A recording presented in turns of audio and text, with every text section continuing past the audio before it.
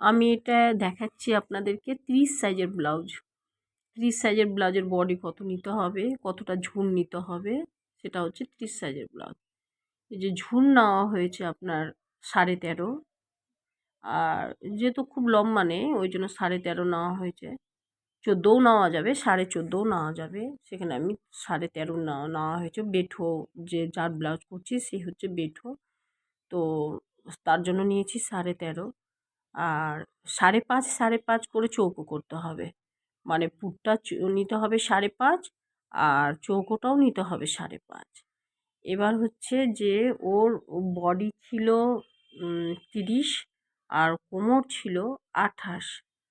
তো 30কে যদি ভাগ করা যায় যে 4 ভাগের কত হবে, তো 30-এর 4 1 2 ভাগ হচ্ছে 15, 15-র 1 ভাগ হচ্ছে 7.5।